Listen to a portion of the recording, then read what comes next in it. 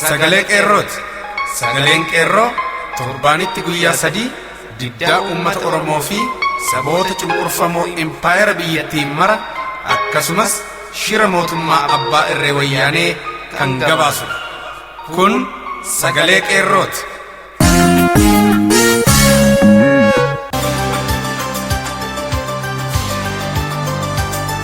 Hagayya 26 bara 2016 harka fuune akkam jirtu kabajamuuf jaallatamuun dhaggeeffattoota sagalee qeerroo. Kun qophii sagalee qeerroo kallattiin Oromiyaarraa isiniif darbudha. Akkuma barame duraan dursa oduu isin dhageessifna. Itti aansuun qophii addaa dhimma yeroo irratti walaloo gooticha Atileet Fayyisaa Leellisaa mallattoo fincila xumura gabrummaa uummata keenya mootummaa wayyaaneen haguugamaa ture addunyaatti agarsiiseef jecha walaloo mata dureen isaa Didee Didaa kan jedhu weellistoota sabboontota keenya Abdii Borii, Seenaa Salamuunii fi Keeroon Darajjeen hojjetaman isin biraan geenya. Gaaffiif deebii dhaggeeffataa keenya godina Qeellam Wallaggaa aanaa Anfilloo waliin jaallee aslii Oromoo taasiftes qabattee dhiyaatteetti. Beeksisni sagalee qeerroo fi walleen warraaqsaas qaama sagantaa keenyaati. Isin keessummeessuun kan isinii waliin turu an Erbuu Sabaati. Amma hangafoota oduun isin dhageessisa. Godinaalee Oromiyaa mara keessatti waraanni agaazii manneen namaarra deemee meeshaa waraanaa qabdu jechuun manneen namaa sakattaanii fi basaastonni mana namaarraa waraana qabatanii uummata hiraarsisaa jiran saaxilaman. Poolisoonni federaalaa kanneen Oromoo ta'an meeshaa waraanaa qabachuun wayyaanee jalaa miliqaa jiraachuun barame. Qeerroon Leeqaa Naqamtee kora isaa magaalaa Naqamtee keessatti godhateen injifannoon xumurate.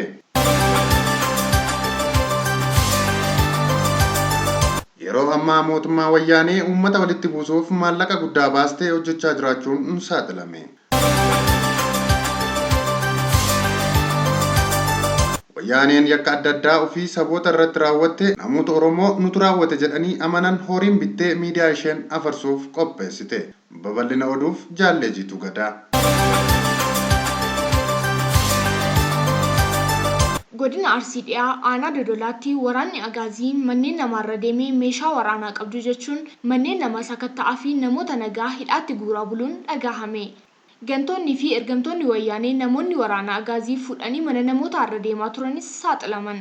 Kanneen keessaas Jamaal Roobaa Tufaa dura taa'aa waajjira nageenyaa, Sultaan Hajii Adam hoogganaa waajjira galiiwwanii, Huseen Jaarsoo hoogganaa waajjira dhaabaa, Bulii Qabatoo hoogganaa waajjira geejjibaa, Mustafaa Muhammad itti aanaa waajjira nageenyaa, Galatoo Roobaa Wotichaa kantiibaa magaalichaa yoo ta'an namoonni kanneen yeroo dheeraaf firoottan isaaniitiin gorsi laatamee fi adabachuu diduun ammas gochaa sanyii duguugaa kana keessatti hirmaannaa isaanii adda durummaan mul'ifachaa waan jiraniif miidhaa ammaan booda isaanii maatii isaanii irratti gahuuf itti gaafatamaan isaanuma ta'uu akka qabu beekuun akka gochaa isaanii kanarraa of qusatan qeerroon naannichaa hadheeffatanii gabaasan. Asuma godina Arsii Bahaa aanaa Balee magaalaa Balee Gasgar keessattis namoonni dargaggootatti quba qabuun garaa isaaniif jecha mootummaa nama nyaataa wayyaaneetti dabarsanii laachuun mana hidhaatti guursisaa jiranis saaxilaman. Isaan keessaas Yaasiin kantiibaa magaalaa Balee Gasgar, Kamaal poolisii magaalaa Balee, Umar Maashoo milishaa aanaa Balee fi hojjetaa waajjira dhaabaa kan ture keessatti argamu. Bifuma wal fakkaatuun godina Arsii magaalaa Asaasaa keessatti waraanni wayyaanee federaal poolis jedhamuun waamamuu fi dhalootaan Oromoo ta'an namni lama meeshaa waraanaa harkaa qaban waliin hojii diinummaa mootummaa kana waliin hojjechaa turan jibbuun gara uummata isaanii goruuf jecha miliquun isaanii dhaga'ame. Kanumaan wal qabatee wayyaaneen waraana achi qubsiifte keessaa kanneen sabaan Oromoo ta'an funaantee achi baasaa saba biraa achitti guuraa jiraachuun ishees qeerrolii naannichaan barame.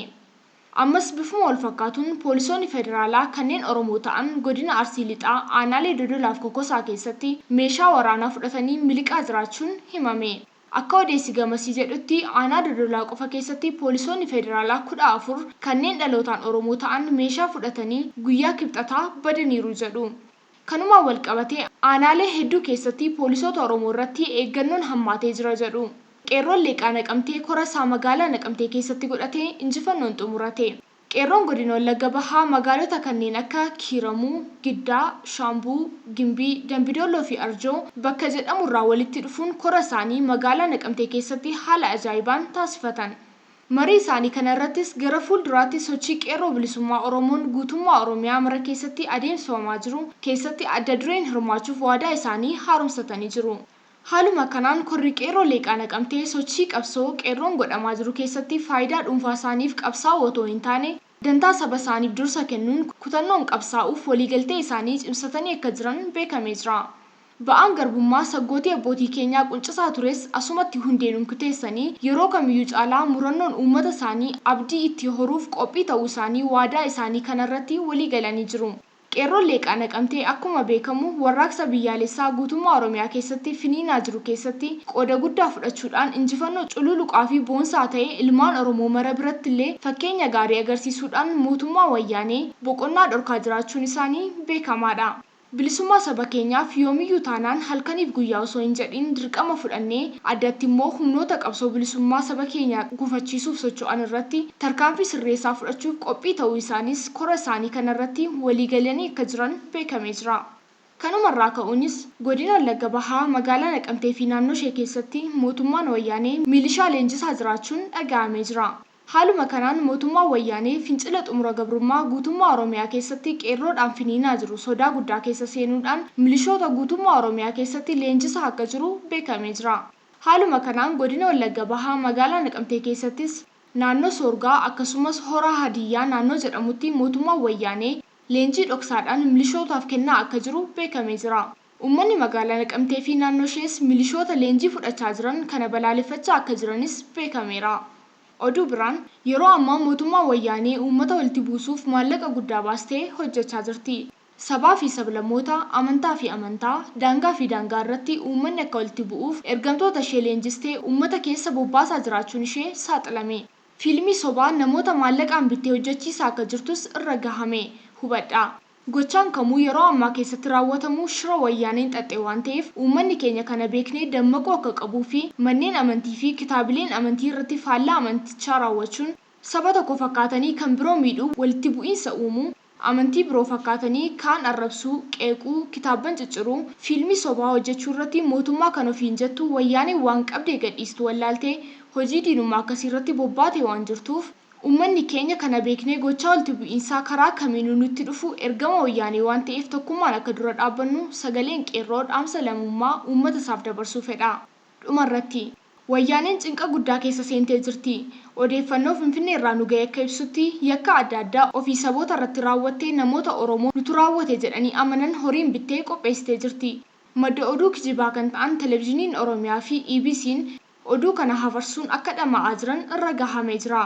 Kaayyoon isaanii inni guddaan saboonni cunqurfamuun biroo akka qabsoo Oromiyaa karaa nagaa bira hin dhaabbannee fi morman gochuudha.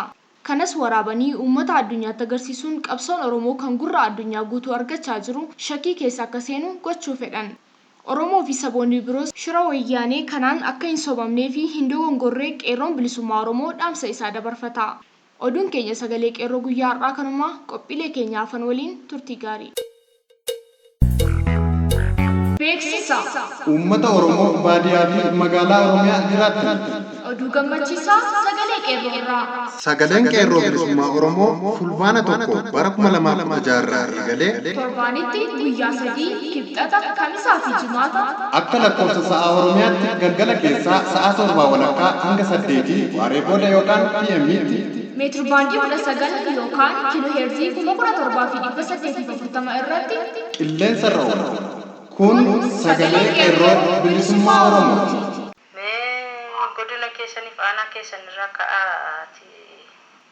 Tole akkuma waliigalaatti akka godina keenyaatti akka aanaa keenyaatti haalli amma jiru xinnoo fi ulfaataadha yeroo kamiyyuu caalaa ulfaataa fakkaata. Akka godina keenyaatti beeylada galgala nama gubbaadhaan ba'aa jiru lafa isaa dukkanii eegattee kan yaadatti namni kamiyyuu kutaa qabaa akkamaadhaa ta'aa tokkummaatti sochii qabu akka magaalaatti akka galgala adda addaa fayyadamuu jiru. Fakkeenyaaf magaalaa Damdooloo irratti yoo fudhanne beeylada galgaluma irratti waraanni dhukaasee nama nagaa nama gubbaadhaan qabu lafa isaa dukkee kan ajjeese beekamaadha. Kanaaf akka bakkee namni kamiyyuu baay'ee sodaatee jireenya dhuunfaa sammuu keessatti rakkoo adda addaatu jira jechuudha. Akka aanaatti immoo gaafa laatu akka aanaatti gaafa laatu aanaan Damdooloo yeroo kamiyyuu caalaa rakkoo kamiin keessa akka inni jiru beekamaadha. Keessumaa naannoo Gabbeelaa yoo ta'e ilaalle Gabbeelii yeroo kanatti dargaggeessi keessumaa naannoo keessa hin jiru jechuun hin danda'ama. Daldalatti baqatee jira jechuudha dargaggeessi kamiyyuu. Maaliif dargaggummaadhumaan qabalee eeguutu jira, dararuutu jira, mana gaarii dargachuutu jira. Waraanni garmalee dhaqanii magaalaa Baddiidhaa keessa guutee jiru yeroo kanatti keessumaa bulchaa aanaa lamaa kan ta'an kaasuun kan jedhamu yookaan kaasuun asaffaa kan jedhamu gannummaan tokkollee kan ta'e kan matichatti gaddaama kamiyyuu hin qabne jechuudha. Matichi jiraate badis yoo innis yoo lubbuudhaan kaa'eef wanti badaa bakka itti kennaa jiru hin jiru jechuudha. Kanarraa kan ka'e diinummaa haaloo diinummaa waan matichatti ba'aa jiru fakkaata. Iddoo adda addaatti ashii irratti suuqii irratti gadda nama reessaa turaniiru. Kanarraa immoo kan darbeemmas namoota kudhanii gadi hin taane fuudhanii waldaa hin geessaniiru. Baduma tokko malee magaalaa keessaa qaqqabanii mana namaa sakatta'uuf seera ala gadhisanii mana namaa sakatta'uutu jira. Alaabaatu mana kee jira. Alaabaa baay'atu mana kee jira. Saabatu mana kee jira. Meeshaatu mana kee jira jechuudha. Mana namaa sakatta'u yeroo muraasni tokko hin argamaa jiru jechuudha. Waan isaan sakatta'aa jiran kana keessaa. Kanaaf ummatichi magaalaa jechuudha kan isaan qabatanii jiranii yeroo kanatti. Akka walii galaatti gaa kana muddataa jechuu barbaadatan akka aanaa keenyaatti akka gosa keenyaatti isaanii jiru kana fakkaata. Godinni keessan kun godina maaliidha? Godina Qellam Wallaggaa jedhama. Yeroo kana lafti caalaa yerootti lakkoo hamaa keessa godina jiru jennee ilaaluu kan dandeenyudha jechuudha. Magaalaa godinatti kan taate keessatti magaalaa guddatti godina keenyaa magaalaa Dambidolloo keessatti guddaa bu'aa fi tokko kan barana guddaa dhufanii karaa jedhee darasaa isaan kan jedhame guddaadhaan ta'u kana kanaan wal qabatee lakkoo hamaatu jira jechuudha. Akkuma naannoo keenyaatti akka walii galaatti rakkoo bal'aa keessa galuu barbaadu. Tole gaafa mana namaa sakatta'anii mana murtiirraa waraqaa fudhataniitu moo akkumaan? Mana murtiirraa waraqaa fuudhu maqaadhumaa fi fuudhu wanti isaan irratti waraqaa irratti barreeffamee dhufuu fi wanti isaan sakatta'ana jedhan silaa akka seeraatti manni murtii gaafa waraqaa kennu meeshaatti yoo shakkamte meeshaa waraanaa jedhee kenna. Isaan meeshaa waraanaa jedhanii galanii waan isaan sakatta'an wanta biraadha. Yeroo sakatta'an keessatti qarshii karaa irratti yoo argamu kanatti fuudhuudhaaf fayyaalii gochuun isaan jiraatan namni jaarsarii biyyaa itti waammatee addaa seeraa jechuudha. Garkuu kan jiraatu yoo ta'e rakkoo akkas akkasiitu jira jechuudha. Kanaaf mana murtii maqaadhumaan balaa baasuu hin jiraata. Garuu bakka bakka daamsee jirutti hin jiraatan. Amma uummatni wanneen biyya isaanii keessatti ta'aa jiru kanarratti maal jechaatti jiru? Uummatni bira lafatti yoo dubbatee seerri jiru lafatti jechuun jiru lafatti rooboo kana birraa deemsuudhaaf kan jiru tokko waliin fiduu qabsoo irratti achi deebi'anii abbaan hirmeessaa jiraatu jiraate bilisummaa ofii gonfachuu maleessaa rakkoon kan biraa waan jiraatee fakkaatan akka walii galaatti kan madaalatti kan mari'atamu kana dhageenya. Hayyee gaamee tole galatoomii si galateeffannaa maqaa sagalee qeerroo bilisummaa Oromooti. Dabalatanii guddaa galatoomaa kanatti keessan bilisummaa ta'uudha. Hayyee isinis.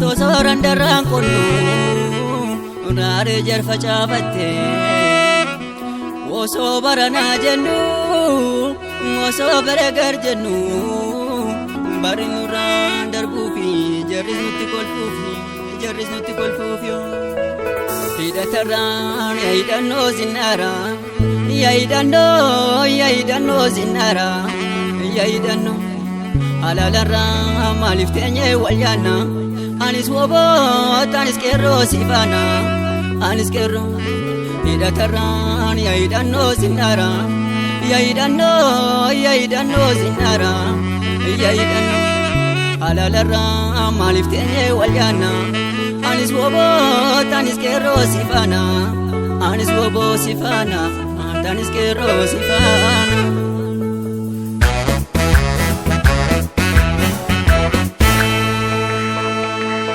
Shushu raftu fakkaate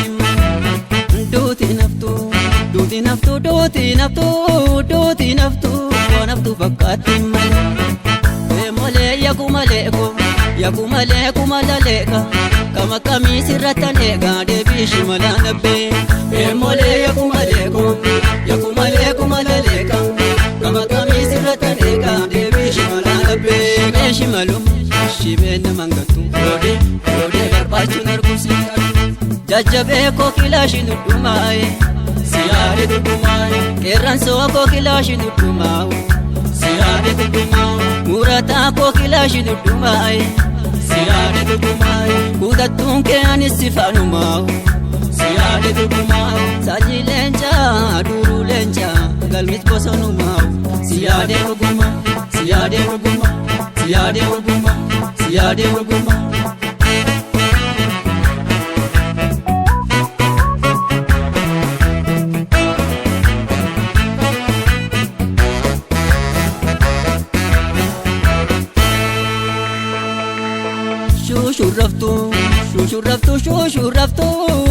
shuraftu waraftu fakkaatti duuti naftu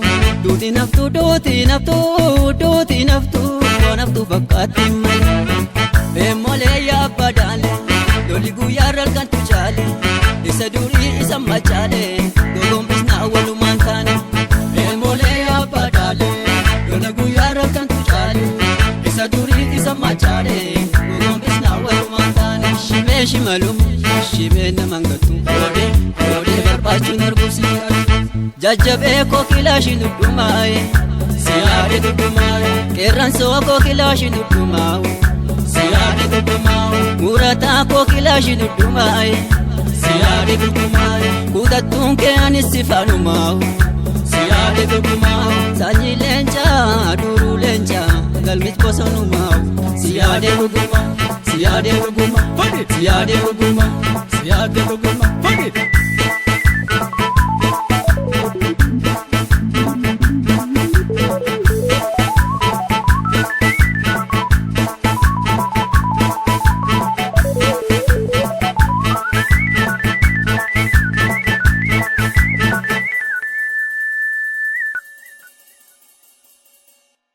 Dida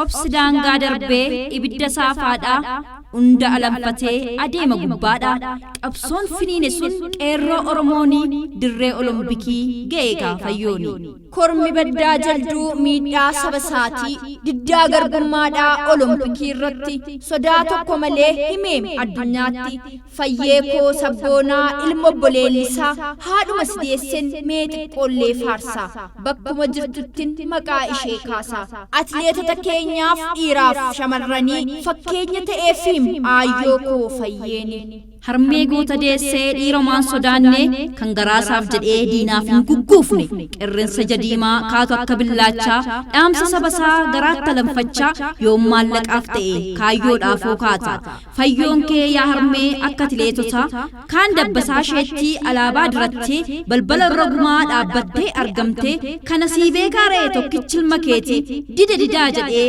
du'a lammiisaati.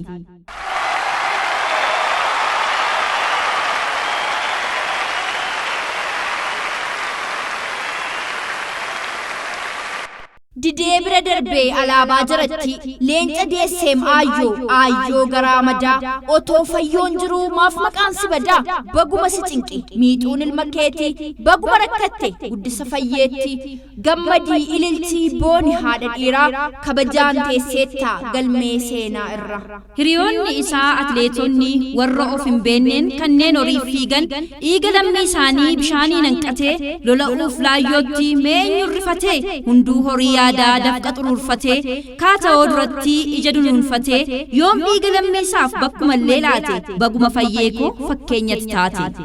Atleetonni Oromoo warri angafa keetii warri warqee addunyaa tuullatan manatti eenyu kan caalee fi miidhaan saba isaanii eenyu kan dubbate dhiiraa fi dhalaanii hundinuu kaatanii gamoo ijaarratu malee eessumatti quuqama dubbatu waan gaarii nyaatanii waan gaarii dhuganii gaarii uffatanii gaarii irra ciisanii maaltu isaan dhibe waa'ee lammii isaanii maaliifuu dhiphatu maali dantaan isaanii. Ati garuu fayyoo ejjennoon kee addaa yoomiyyuu abbaan kee simboonee gammadaa ati garuu fayyoo adda ilaalchi kee yoomiyyuu simboona Oromoo sabni kee kan keessi migiraa yaqallicha gurbaa fakkeenya atileetotaa kan dhiiraaf dubaraa jabina uumamaa leenjiin da'atee yaa migira Oromoo jalduutti dhalatee meedaaliyaa dhiigaa mormattis keewwatee malee akka jaraa garaa dibbee gootee yoom gara duubaatti mee tokkoffaa baate jarri dhiiga Oromoo lafarra lolaaftee warri garaa ruurrii gooxiin wal ijaartee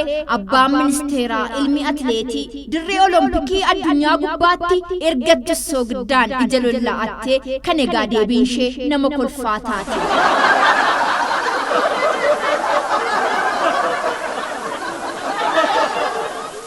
akkamittiin dhoksu addunyaa daawwate foon ilmaan Oromoo garaadhaa mul'ate kan egaa kan isaanii uummanni abaarsaa galgala baduudhaa ganama odeessa himiif mee fayyoo koo akkatti mo'anii guddicha olompikii harka galfatanii kaadhu mee fayyoo koo as ba'i duratti ayyaanni Oromoo duukaa jiraate isa harka rukutuuf yoomuu gurra laatte adii Itoophiyaa jedhu yoomuma mil'atte yoomuma sidinqee waa'ee niyya isaanii atoo qabamteettaa dhiiga bolaa keeni yoo duratti laaltu bakka xumura kee samiitti sikaate walxaxe harki kee himmaraatee laata maal ta'e gurbaan maalii dhanni kaachaa alkool kaasanii jettus abbaan garaa warri of hin beekne dirqamatti jirtaam atoo hin maraanne kan tuqetu beekaa waa gubaa ibiddaa nusi hubanneerraa ilmaan abbaa gadaa addunyaanis baree ergaa kee hubatee miidhama keessa kee haalaan qalbeeffatee xumura kee obsaan eeguuf murteeffate fiigichi raawwatus kaachuun maraatoonaa osoo fayyoon jiru akkamiin mukoofna raajii caalu sichi yoo daawwanna alaabaa jalatti akkamiin ol kaafna.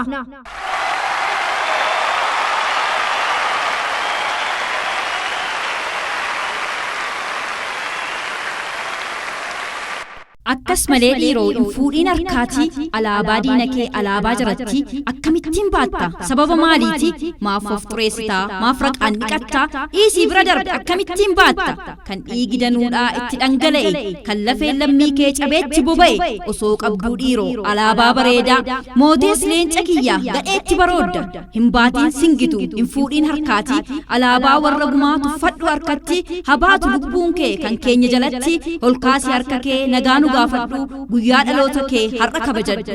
Miidiyaan addunyaa kunoo simarsitee fayyoo koo himuuf isa sila goote diddaa garbummaadhaaf falmii geggeessite akka mootu silas shakkii hin qabaniin ergaa keeniin fayyoo raajamuun isaanii uffadhu alaabaa isa dhugaa kan gidduun magarsuu irraaf jalli dhiigaa isa odaa qabu odaa hundee tokko abbaa bakkalchaasan kan nu baasu rakkoo isa badhaasni kee isa kan sigitu leenci qee gumaa garaaf hin dhaabbatu haa faarsu addunyaan waa'ee kee dubbatu galanni kee fayyoo bilisummaa taatu.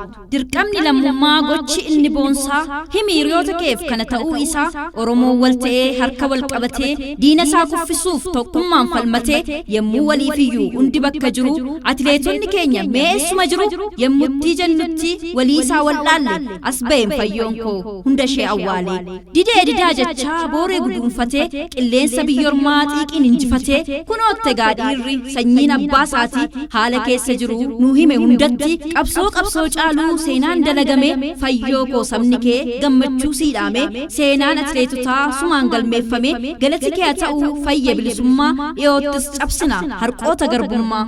Ni moonaa hin shakkina.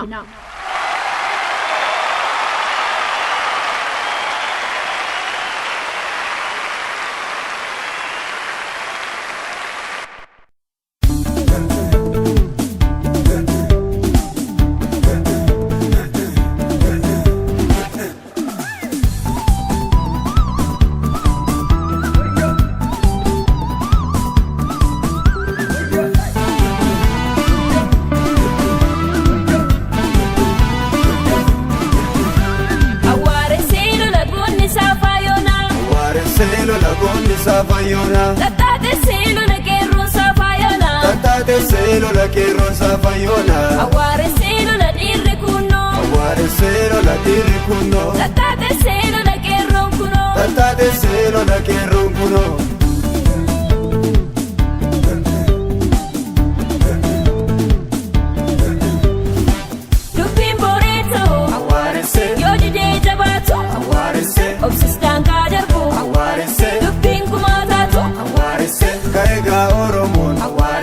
farda saadhaate awwaaresse gabrummaa buqqisuuf awwaaresse eeboo saagarate awwaaresse Ati goota deesse awwaaresse shimala harka keessi awwaaresse galaa guduunfite awwaaresse lolilma koo jette awwaaresse mirgaan galii jette awwaaresse eebbaan geggeessiti awwaaresse naalchisin diina awwaaresse haala abbaa kee jetti awwaaresse alagaan baannatus awwaaresse firri firaaf dhiige awwaaresse qeerroo wal qaabate awwaaresse bilisummaaf fiige awwaaresse ejjennoon isaa tokko awwaaresse isaa addan baane awwaaresse kaayyoon isaa tokko awwaaresse kan harkaan facaane awwaaresse abdiin amma ife awwaaresse dukkana dhokseera awwaaresse mucaa bilisummaa awwaaresse kunoo qabsiifneerra awwaaresse uf boodan deebinu awwaaresse ammatti fufneerra awwaaresse faajji walabummaa awwaaresse amma nuuf cimeera awwaaresse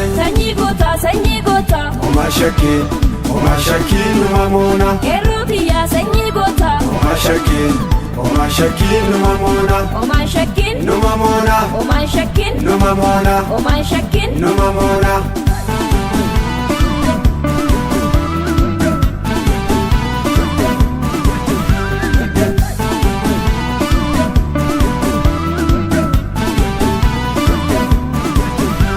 awwaaressee lola goonni saafaayonaa awwaaressee lola goonni saafaayonaa xaxaatessee lola qeerroon saafaayonaa tattaatessee lola qeerroon saafaayonaa awwaaressee lola dhiirri kunnoo awwaaressee lola dhiirri kunnoo xaxaatessee lola qeerroon kunoo tattaatessee lola qeerroon kunoo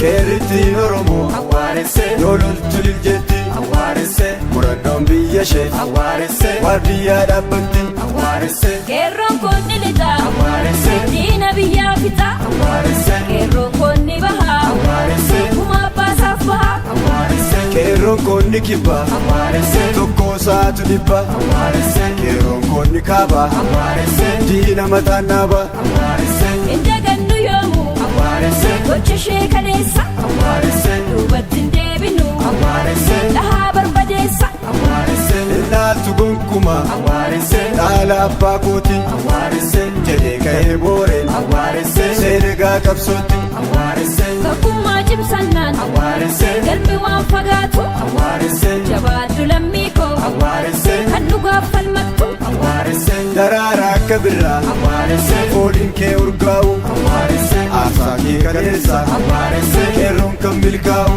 awwaaresse karaa ati saalfee awwaaresse birmadu nuuf laata awwaaresse imaanaa kee kanaa awwaaresse eenyutu nyaata awwaaresse sanyii goota homaa shakkii numa moona qeerroo kiyyaa sanyii goota homaa shakkii numa moona omaan shakkin numa moona omaan shakkin numa moona omaan shakkin numa moona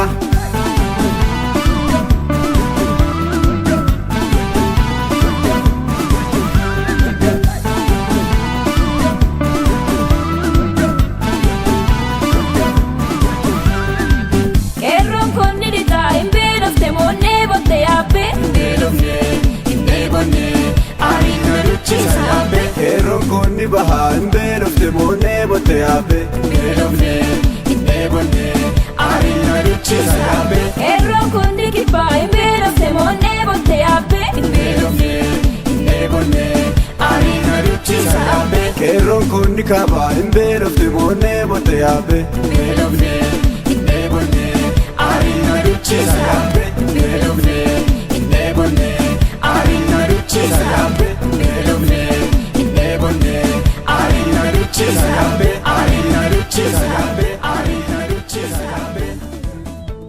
Egaan dhaggeeffattoota keenya qophiileen keenya guyyaa har'aaf jenne kanumaan goolabna. Turtiin waliin gootaniif galanni keessaan bilisummaa ta'u isiniin jechaa sagantaa biraan hanga wal agarrutti nagaan nuuf tura. Injifannoo uummata Oromoof gadaan gadaa bilisummaati.